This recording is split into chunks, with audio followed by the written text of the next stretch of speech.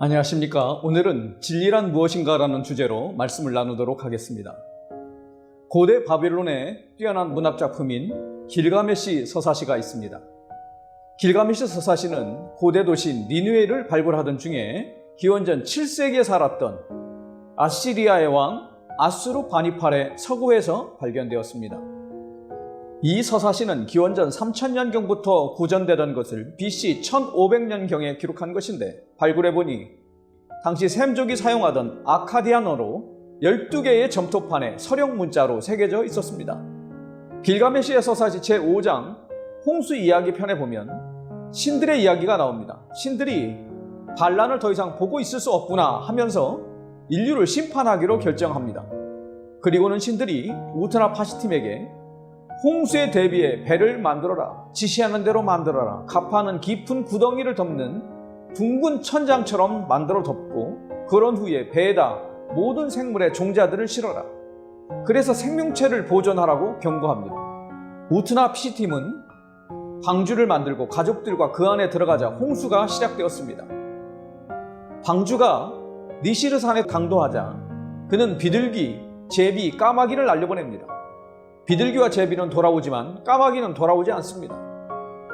가족과 함께 방주 밖으로 나온 우트나 피시팀은 신들에게 희생 제사를 드립니다.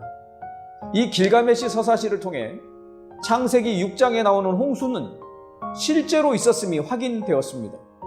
길가메시의 서사시 이외에도 전 세계에 270여 개의 홍수에 대한 이야기들이 있습니다.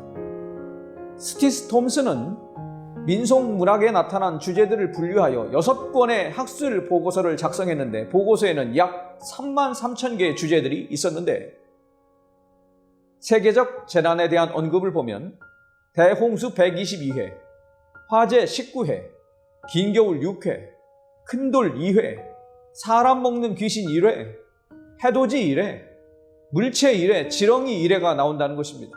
그런데 신기한 것이 있습니다. 그것은 바로 요즘 우리가 경험하고 있는 가뭄이나 전염병이나 지진은 전혀 나오지 않는다는 것입니다. 그 당시에는 이런 전염병이나 지진이나 가뭄이 전혀 문제가 되지 않았던 시대였다는 것입니다.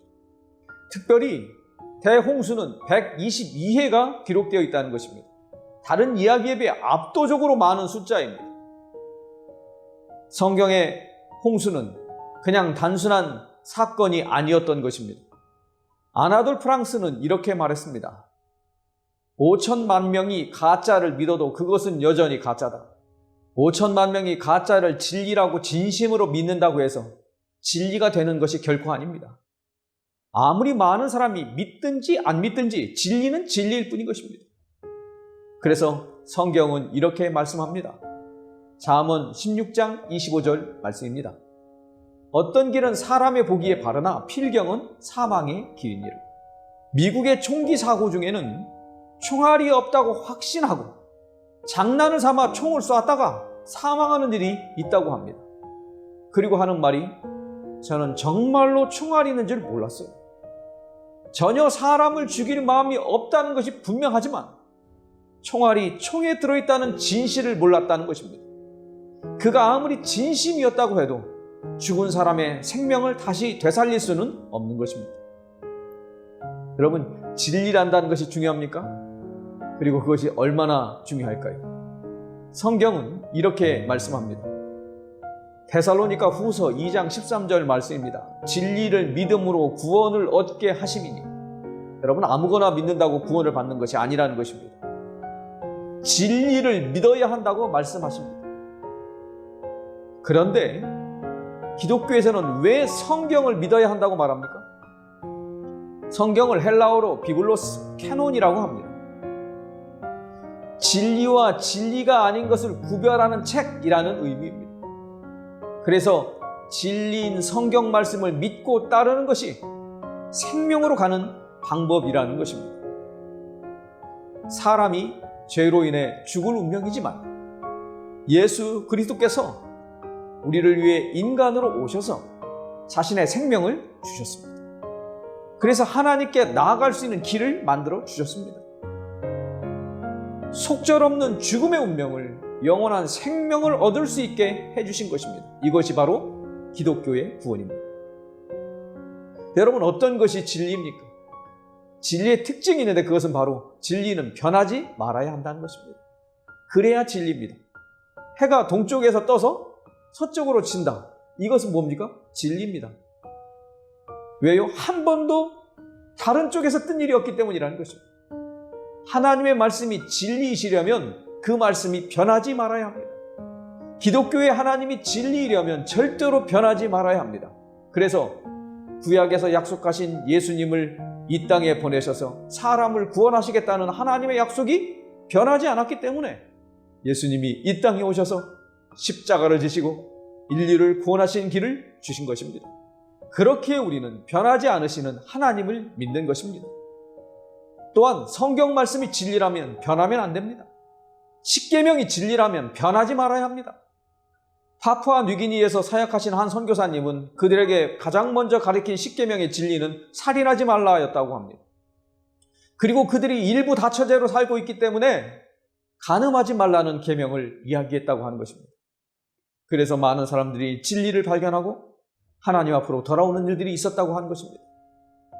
오늘 우리에게 하나님의 말씀을 주신 이유는 진리를 발견할 수 있는 길을 주시기 위함이라는 것입니다. 만약 하나님이 진리를 바꾸시는 분이시라면 바꿔야 할 이유가 있으셔야 할 것입니다. 그런데 예수님은 생명까지 바치셔서 성경 말씀을 이루셨습니다. 바꾸셨다는 것이 아니라 이루셨다가 예수님이 하신 말씀임을 기억하시기 바랍니다. 그래서 요한복음 19장 10절은 이렇게 말씀하고 있습니다. 예수님은 신포도주를 받으신 다음 다 이루었다 하시고 머리를 숙이시며 숨을 거두셨다. 하나님께서 바꾸시고 바뀌시는 분이시라면 십자가 안 져도 되고 십자가에서 안 죽어도 되게 바꾸셔야 할 것입니다. 그러나 하나님은 그렇게 하지 않으셨습니다. 왜요? 하나님은 변하지 않으시는 하나님이시기 때문입니다. 만약 변하시는 하나님이시라면 어떻게 성경 말씀을 믿고 어떻게 하나님을 믿을 수 있겠습니까? 한 환자가 병원에 갑니다. 의사 선생님이 진단을 합니다. 당신에게는 악성 종양이 있습니다. 하지만 문제가 되지 않습니다. 그냥 집에 가시든지 아니면 수술하든지 선택하시면 됩니다. 어느 쪽이든 마음에 드는 쪽을 선택하세요. 착하게 사세요. 그러면 모든 일이 잘 될 것입니다.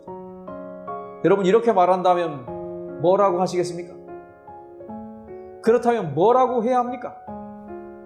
당신에게는 악성 종양이 있습니다. 놔두면 위험합니다. 하지만 수술을 하면 당신의 생명을 살릴 수 있습니다. 저로서는 최선을 다해 당신이 수술을 받도록 권하고 싶습니다. 이 이야기는 크리프 넥트리 쓴 저에게 대답해 주세요라는 책에 나오는 이야기입니다. 여러분에게는 어떤 의사가 필요합니까? 진실을 말해주는 의사가 중요하지 않겠습니까? 왜요? 정확한 상태를 알아야 앞으로 해야 할 일이 분명해지기 때문이라는 것입니다. 진리는 시대가 변해도 변하지 않아야 진리입니다. 또한 진리는 내 마음에 들지 않아도 여전히 진리인 것입니다. 그래서 좀 불편해도 진리는 믿고 따라가야 하는 것입니다. 데살로니가전서 5장 24절 말씀을 현대인의 성경은 이렇게 말씀합니다. 여러분을 부르신 분은 신실하시기 때문에 이 일을 반드시 이루어 주실 것입니다. 오늘날 여전히 하나님이 진리이시며 성경 말씀이 진리인 이유는 변하지 않으시는 하나님이시며 한 번 말씀하시면 지키시는 하나님이시며 그 하나님께서 말씀하신 말씀이 바로 성경 말씀이기 때문입니다.